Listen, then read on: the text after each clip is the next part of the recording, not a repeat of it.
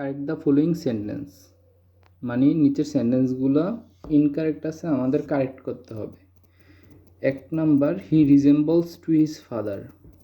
আমরা জানি রিজেম্বলের পরে টু হয় না, যা আছে তাই হয়, তাই অ্যান্সার হবে he resembles to his father, to হবে না। 2 নম্বর, industry is the key of success.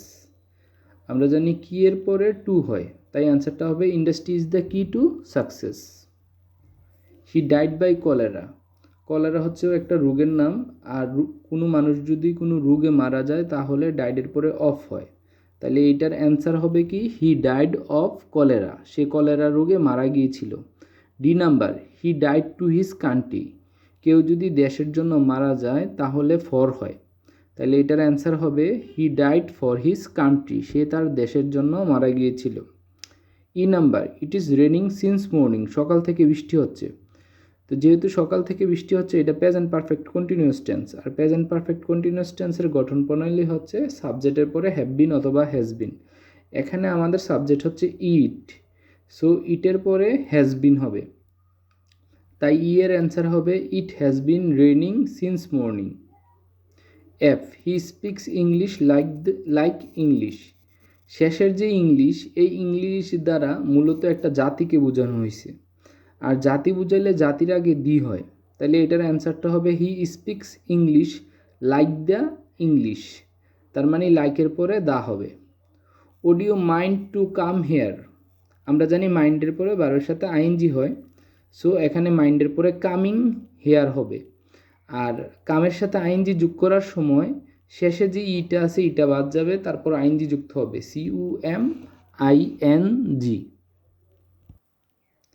H number, 10 miles are a long distance. আমরা জানি দূরত্ব সবসময় সিঙ্গুলার হয়, তাই 10 মাইলসের সাথে ইজ হবে, 10 miles is a long distance. We are seeing a bird. See এর প্রেজেন্ট কন্টিনিউয়াস টেন্স হয় না, শুধু প্রেজেন্ট ইনডিফিনিট টেন্স হয়, তাই এটার অ্যান্সার হবে উই সি এ বার্ড।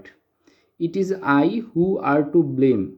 হু এর আগে আই আছে, সো হু এর পরে এম হবে, আর এর জায়গাত এম হবে, যে নাম্বারটা হচ্ছে হু এর পরে এম হবে, বাকিটা ঠিক আছে। Wait here until I do not come. অপেক্ষা করো আমি যতক্ষণ না পর্যন্ত আসি, আনটিলও তো যতক্ষণ না পর্যন্ত। এখানে ডু নটও নেগেটিভ, আনটিলও নেগেটিভ, একটা সেন্টেন্সে দুইটা নেগেটিভ হবে না, সো এখানে অ্যান্সারটা হবে wait here until I come. L number, the minister gave a valuable speech.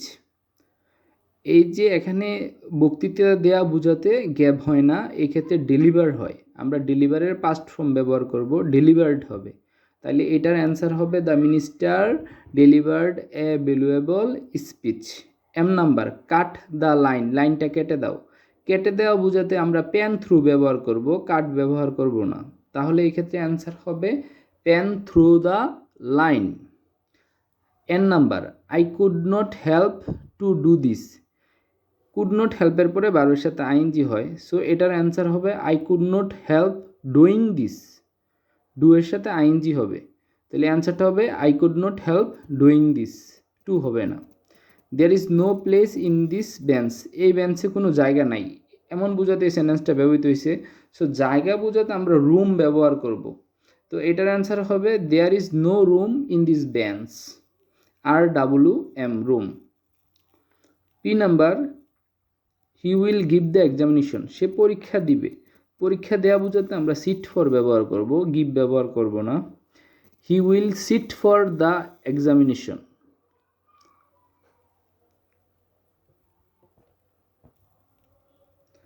C the word in the dictionary, মানে ডিকশনারিতে শব্দটা দেখো।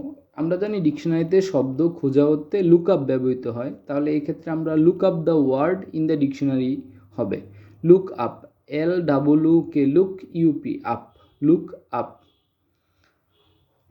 আর নাম্বার হচ্ছে one should do his duty. ওয়ানের সাথে ওয়ান্স হয়, হিজ হয় না, সো অ্যান্সার হবে one should do one's, UNE, one apostrophe তারপর এস।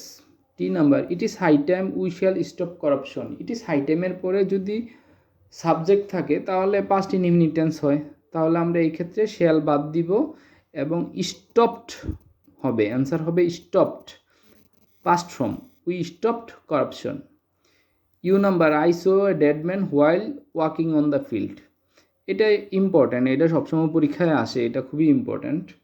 তো এটার অ্যান্সারটা হবে while walking in the field, মাঠে হাঁটার সময়, I saw a dead man. While walking in the field I saw a dead man. He talks as if he was mad.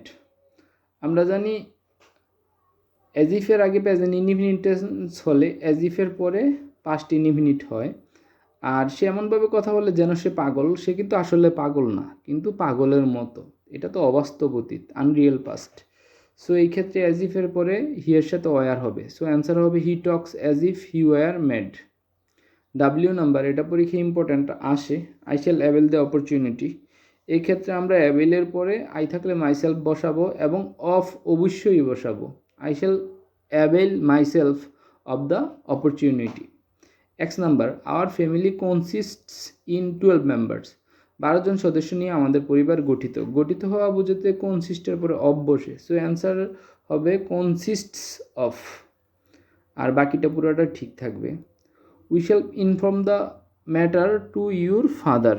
এটা কিন্তু খুবই ইম্পর্ট্যান্ট, এটা পরীক্ষাতে আসে। সো এই ক্ষেত্রে আমরা এটা একটু মনোযোগ দিয়ে পড়ব। তো we shall inform your father, আমরা তোমার বাবাকে জানাবো, অফ দ্য ম্যাটার, ব্যাপারটা সম্পর্কে। Z number, he spoke as if he was a rich man. Spoke যেহেতু পাস্ট ইনডিফিনিট টেন্স, অ্যাজ ইফের পরে পাস্ট পারফেক্ট হবে। সো এই ক্ষেত্রে আমরা যে কাজটা করব, ওয়াজের জায়গায় হ্যাড বিন ব্যবহার করব। He spoke as if he had been a rich man. এখন আমরা সেন্টেন্স কারেকশনের উত্তরগুলো দেখে নিব। হ্যাঁ, আমাদের প্রশ্নগুলো যেগুলো আমরা এক্সারসাইজ করলাম, এই প্রশ্নগুলোর সাথে উত্তরগুলো মিলিয়ে নিব। এখানে এ থেকে আই পর্যন্ত আছে, তারপর আমরা এখানে জে থেকে এন পর্যন্ত আছে উত্তরগুলো। এখানে আমরা একটা কাজ করব, হেল্পের পরে কোনো গ্যাপ হবে না। সো আমরা একটা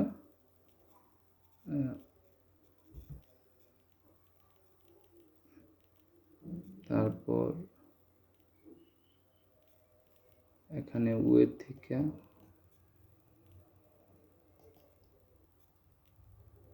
বাকি অ্যান্সারগুলো আছে, ওই থেকে আমরা একটু অ্যান্সারগুলো দেখে নিব। তারপর এই যে বাকি অ্যান্সারগুলো। সো এগুলো খুবই important honours final, second year final পরীক্ষার জন্য। এগুলো অধিকাংশ সময় আসে অনার্স ফাইনাল পরীক্ষাতে বা যে কোনো চাকরির পরীক্ষাতে, এগুলো খুবই ইম্পর্ট্যান্ট। সো আমরা এগুলো একটু ভালো করে পড়ব।